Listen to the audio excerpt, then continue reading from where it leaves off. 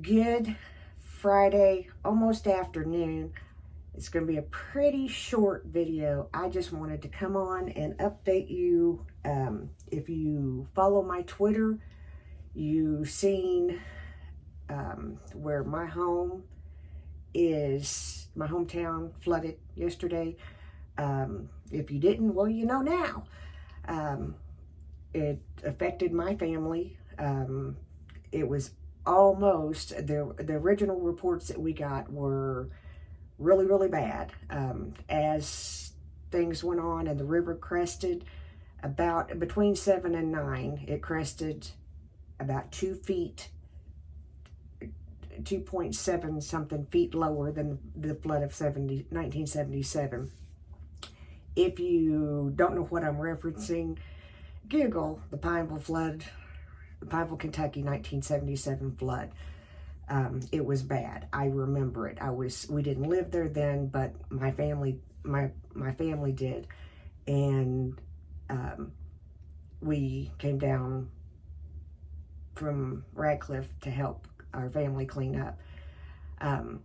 My family scattered all throughout the area.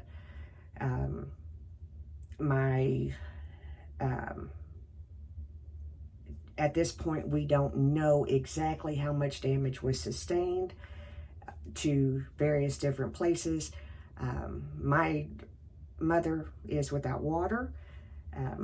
It's all good because we've been there, done that. When we first went down there, we were basically off-grid with our water because it came from a spring. So we know what to do whenever we didn't have water. Unfortunately, there was a whole lot of rain and she has drinking water. So she was able to catch water because, yeah, we got this. I told y'all before, I learned how to be an Army wife from an Army wife, and I learned from one of the best. As far as damage sustained to my uncle's business and my cousin's business, I shared my cousin's video yesterday. He's like my second cousin. He was very upset, and rightfully so.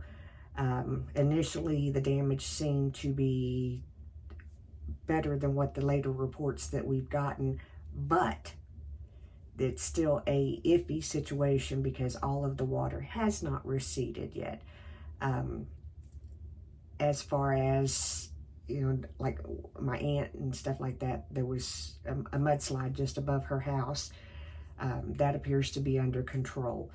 Now, bear in mind, if you don't follow my Twitter, it's the mayor's daughter on Twitter. That's where most of, I keep you updated. I'm sorry, I'm wore out. I'm certain that I'm not nearly as exhausted as the first responders, my friend Brian O'Brien, various people that, Mayor Scott Maiden, friends of mine that just did an awesome job. They literally were up from the start of this the night before last, and they're still going. So there's a lot of tired people and a lot of people that are going to have a lot facing them. Judge Albie Brock is going to have a huge cleanup. He's over the county. It's been declared a state of emergency for not just Bell County, Knox County, Harlan, several, I can't remember, a couple other counties in that area.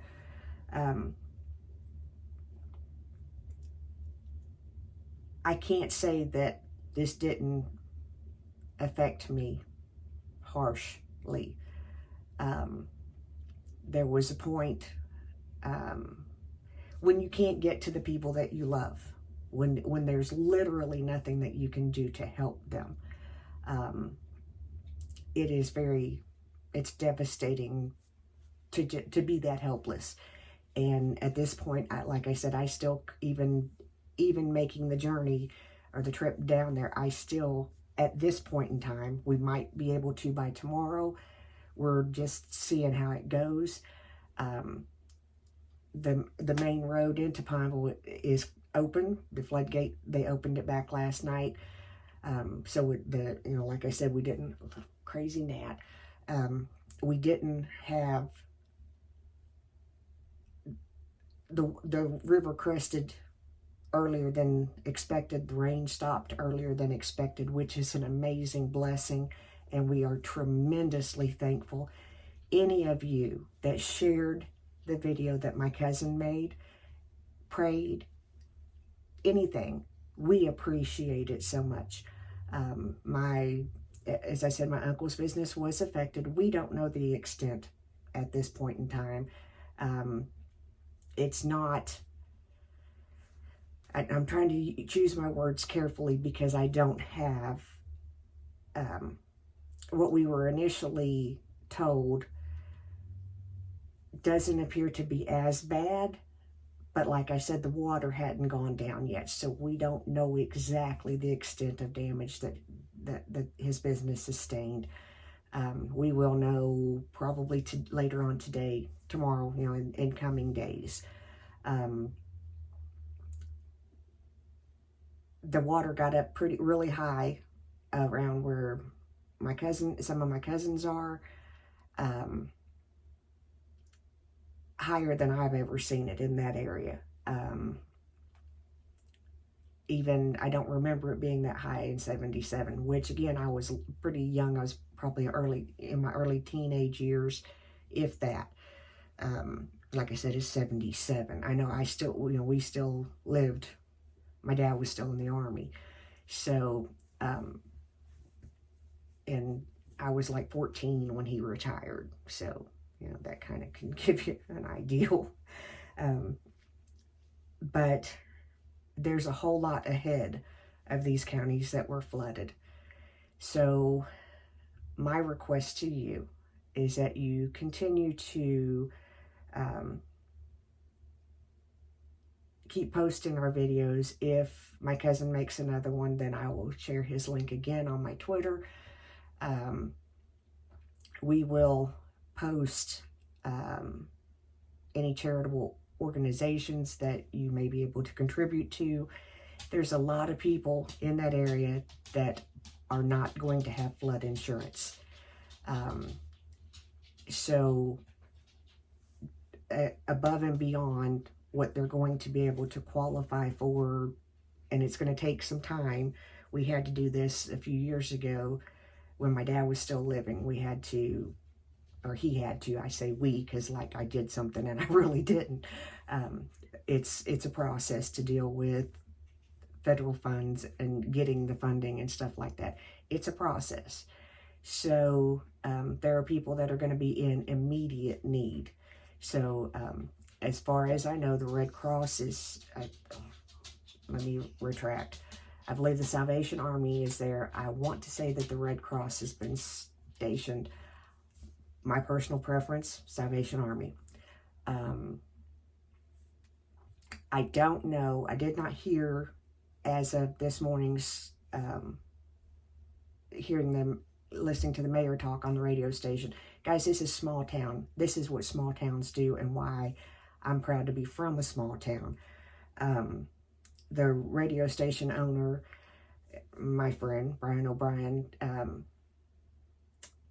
the mayor just was able to sit down and talk with this, with us on the radio, and, give us a general idea of what was going on. Last night, everything that we were being told came from the mayor's mouth or the judge executive's mouth or I think he's the emergency management something. I can't remember his title. He was stressed to the max. He had to make some really, when you're talking about closing flood walls, it's a big decision. It's a huge decision because either way you go, you're affecting people's lives and livelihoods.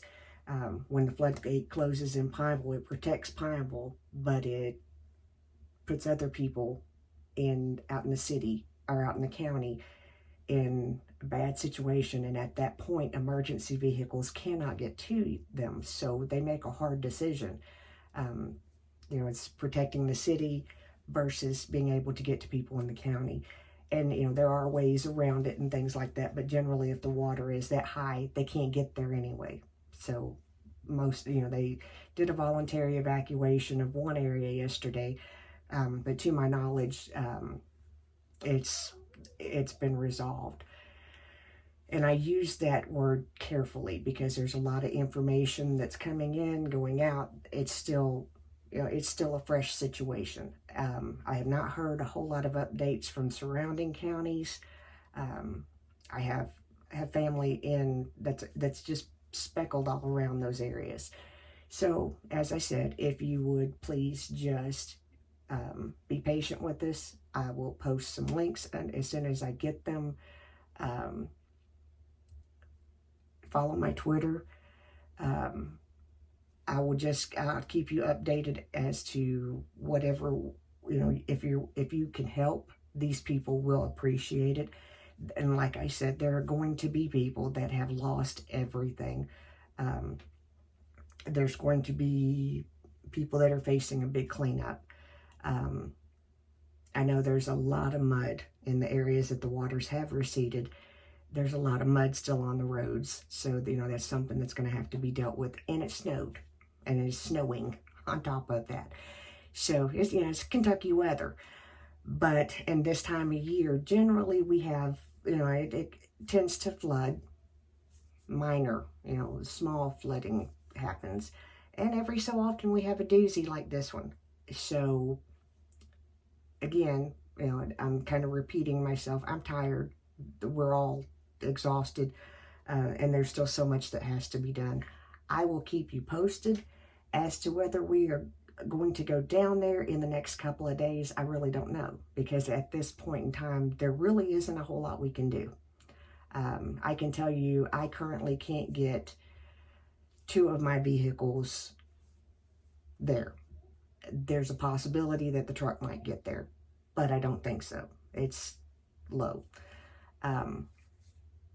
So we're just waiting to see, we're waiting on word to see what we need to do next to help the people down there. So just please keep us in your prayers. Remember, I live 2 hours away from there, but it's still my hometown. My family is still there. So please, please, please, please just keep us in your prayers as we navigate this. There are more people than I can tell you that I know. I've still not heard from some family members, which may or may not be good. There's some electrical outages, water outages, things of that nature that affect communication. So, it could just be their power's out. I've not heard of any. I've heard of several water rescues that have happened. I've not heard of any injuries or fatalities. Thank you, God. A really huge weight. So, this is one of the more serious videos that I've done on my channel, and it's one of the most, I guess, open, for lack of a better way of putting it. Yesterday, I've shot some footage up from the home place. You can scroll back through my videos. If I knew how to link it, I would, and maybe I can figure it out after I upload this. My personal internet has been really shoddy, so my ability, right in the middle of a news feed, my internet is losing because my router apparently has decided that it's done working. Anyway, totally just got off track. Yesterday, there was literally, for several hours, Harlan closed their flood walls. There was literally zero way to get to any of my family. I mean, it couldn't be done. The roads were just not, you couldn't pass them. Couldn't happen. So there's, a lot of people, and I'm going to say this as candidly as I can. There are people that I love that's been affected by this. There are people that I like that's been affected by this. There are people that I don't like that have been affected by this. Nonetheless, the entire area needs your support and your prayers. So please, please, please do that. Just because it's somebody that I may not agree with doesn't mean that I don't care about their well-being. If it's somebody that I dislike, it doesn't mean that I don't care about their well-being. That's not how I operate. I haven't seen, as much today, picture-wise, area as yesterday. I posted as much as I could on my Twitter.